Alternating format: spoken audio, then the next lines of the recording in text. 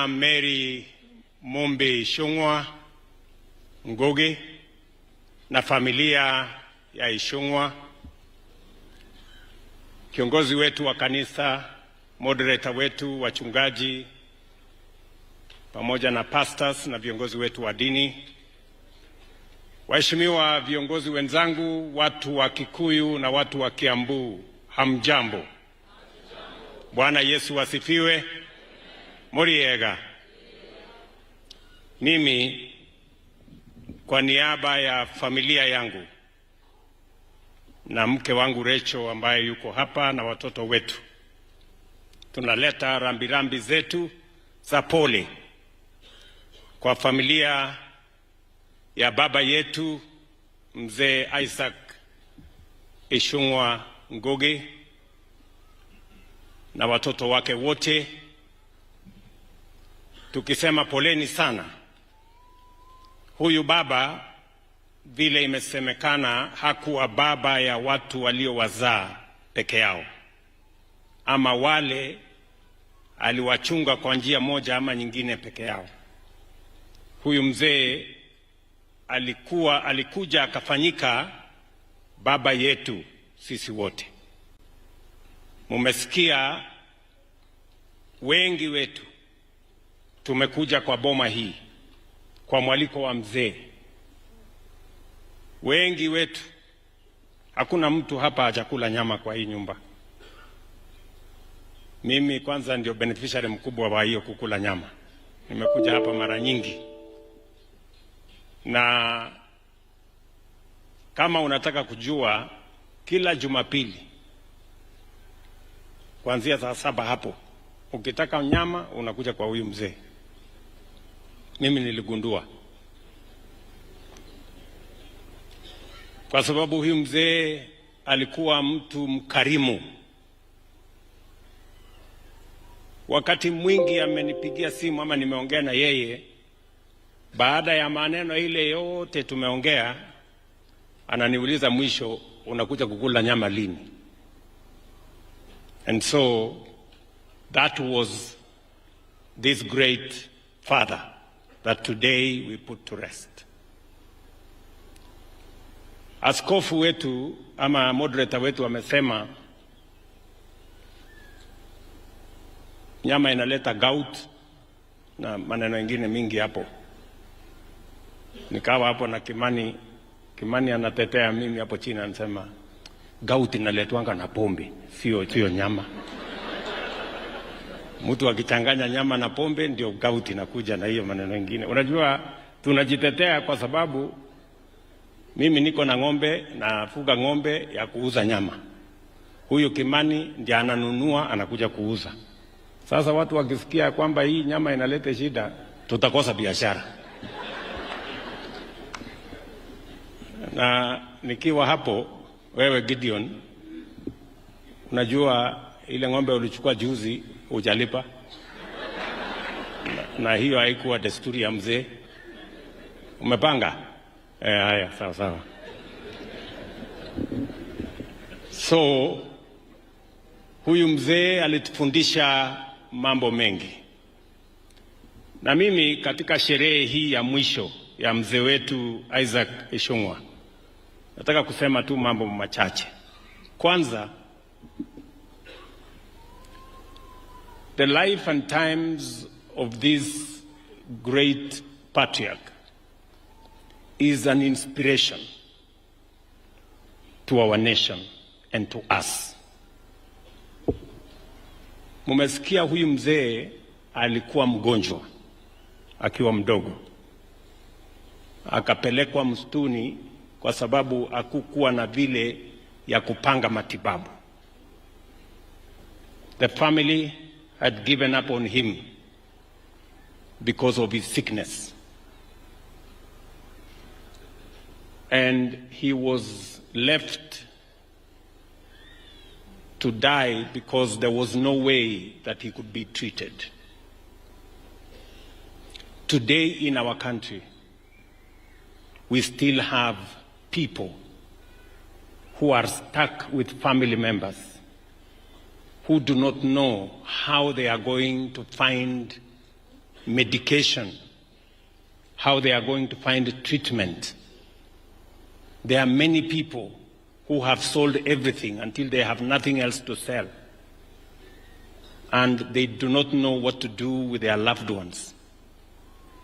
And that is why the Constitution of Kenya, Article 43, in response to desperate situations like that faced Mzee Isaac when he was young, and many other families today, the Constitution said health is a right for every citizen.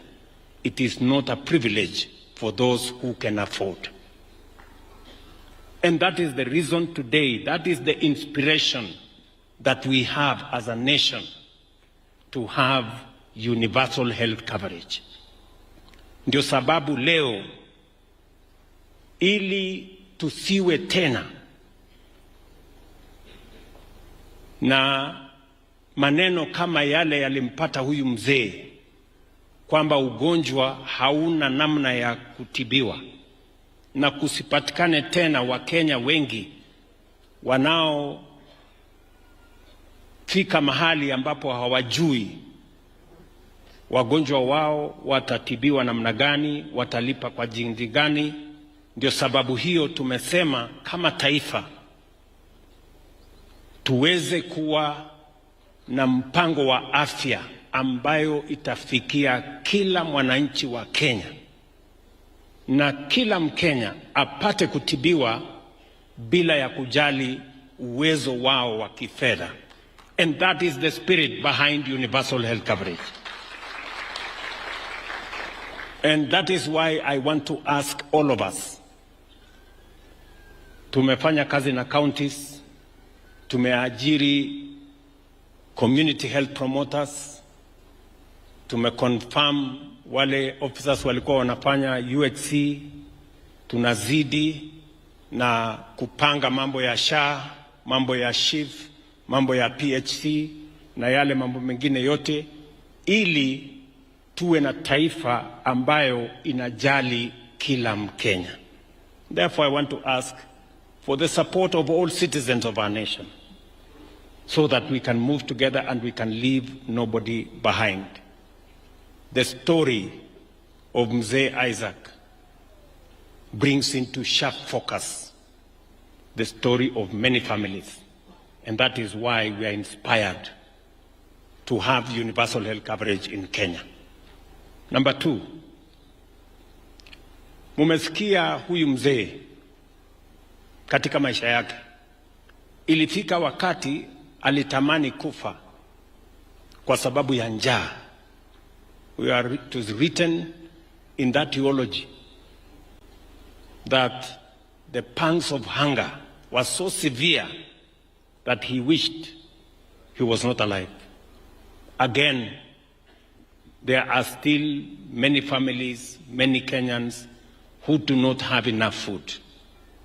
And that is the reason why our motivation to transform agriculture, to subsidize production, to remove brokers and cartels in our coffee, tea, wheat, sugarcane industry, so that we can have a food-secure nation, one that does not suffer what Mzee Isaac suffered in his young age, and many citizens continue to suffer in our nation. I am very happy that this year, by God's grace, we will harvest close to 75 million bags of maize. And as a result, it will be the highest harvest in the history of Kenya. And we continue the journey to transform our agriculture so that we can have a food-secure nation, we can use it to grow jobs, we can use it to grow exports, and we can grow wealth in our nation. Jambo la tatu, kwa maisha ya Mzee Isaac,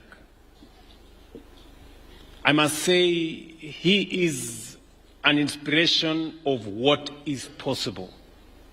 He is an inspiration of what can be achieved, of resilience and hard work.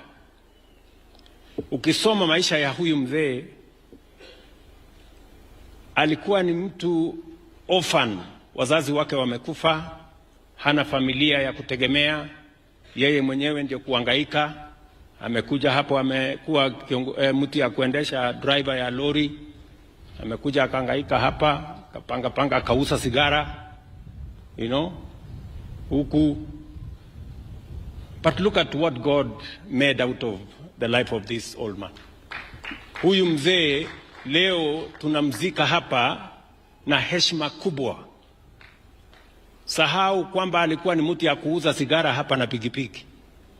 Leo rais wa Kenya yuko hapa, naibu wa rais wa Kenya yuko hapa, mawaziri wako hapa, governors wako hapa, kumaanisha ya kwamba kwa bidii, kujituma, kujitolea, kujiamini inawezekana.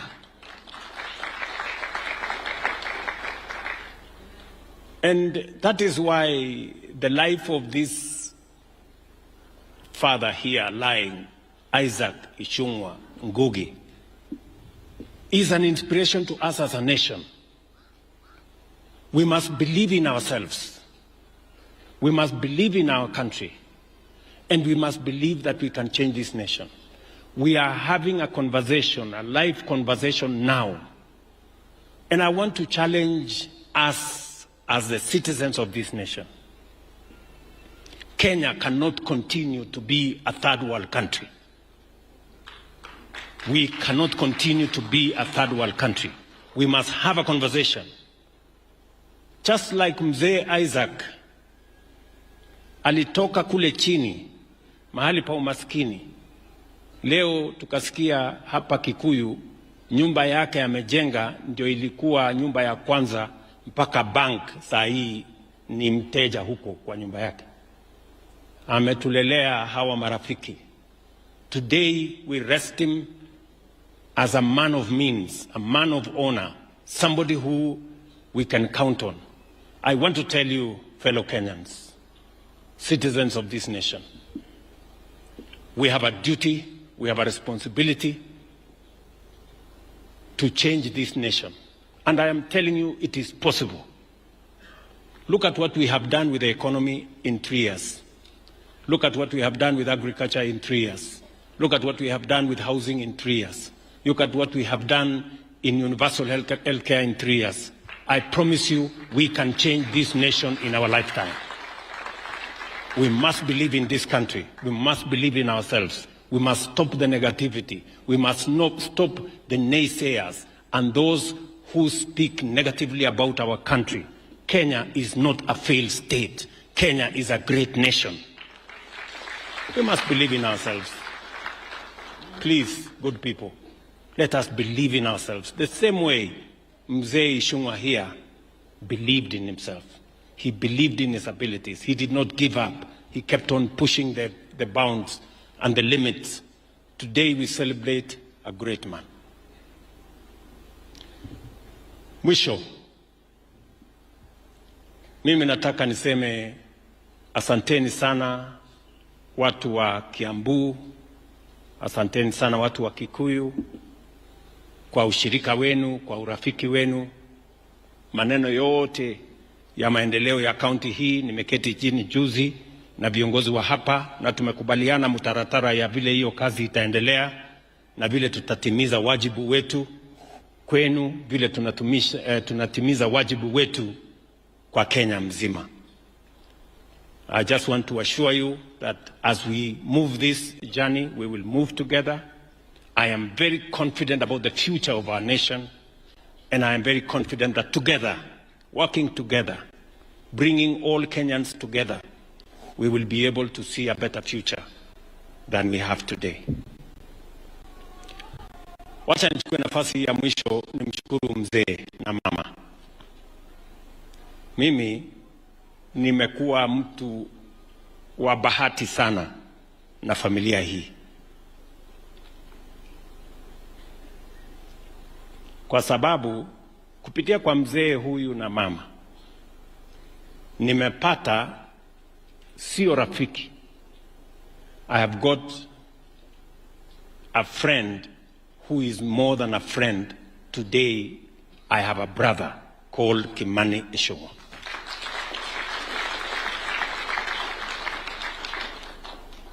And I want to stand here in this hallowed and honored ground to say, in Kimani Ichung'wah, we have a great leader. Without fear of any contradiction, we have a great leader, a man of his word. This man, Kimani Ichung'wah, I call him Anthony.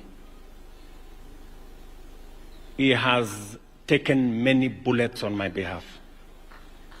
He has carried huge burdens on my behalf, burdens that even my own brothers could not. But this man has. My friend, Kimani, on this day, when we are putting to rest your father, I want to tell you thank you very much for not just being a friend, for being a brother to me. And the same way you have stood with me, my brother, I want to say this in front of your family, I will stand with you. Na watu wa Kikuyu constituency na watu wa Kiambu, huyu kiongozi wenu sio kiongozi wa Kiambu ama Kikuyu. Huyu Kimani Ichung'wah ni kiongozi wa Kenya. And this is what leadership means, that you must stand up to be counted for something. He is not a fair weather friend. He is a friend indeed. So I think he gives us lessons, and I'm sure we are confident that this is coming from Mzee, who is here, whom we are sending today to his place of rest. Asante sana Bishop na moderator wetu kwa kutuzungumzia neno la Mungu ili tuweze kufanya bidii. Umetuambia ya kwamba muda ni mfupi, na sababu hiyo kila mtu afanye bidii so that we can use the time we have meaningfully. We can, all of us, make a contribution to the nation when we have an opportunity to. Tukiwa MCAs, we do our part. Tukiwa wabunge, we do our part. Tukiwa magavana, we do our part. Na sisi wote mawaziri, and all of us, we make a contribution towards making this nation great. And I am very confident about the future of Kenya. Asanteni sana. Nimekuja na mke wangu Rachel, maybe you can unaweza kusimama hapo.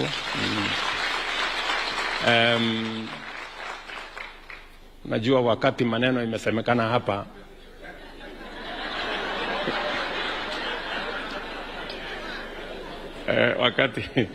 wakati maneno imesemekana ya X, nikaona hawa wadosi hapa wanaongea sana, wakakuwa na consultation kubwa hapa, na mimi nikaona Rachel anajaribu kunitazama, mimi nikakaza macho tu nikaangalia mbele kwa alafu ni kama alikuwa ananiuliza hata wewe uko na hii maneno ama lakini Rachel, si unajua maneno yangu yote naweka wazi. So Mzee was a great man. It is not easy for a man,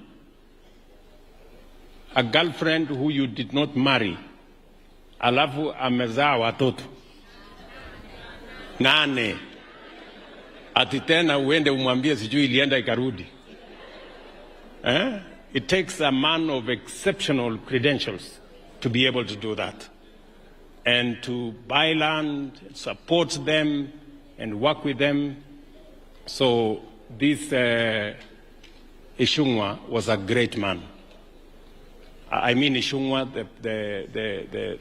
the old man. I'm not saying Ichung'wah this one. Unajua huyu hatutaki, ni mtu mzuri, na bibi yake anaitwa Alice, na mimi namjua. msimwekee maneno mengine mengi. Unajua kuna watu hapa wanasema maneno wanaweza kumisinterpret. So it tells you how big a heart Mzee Ichung'wah had to accommodate the children of other people, to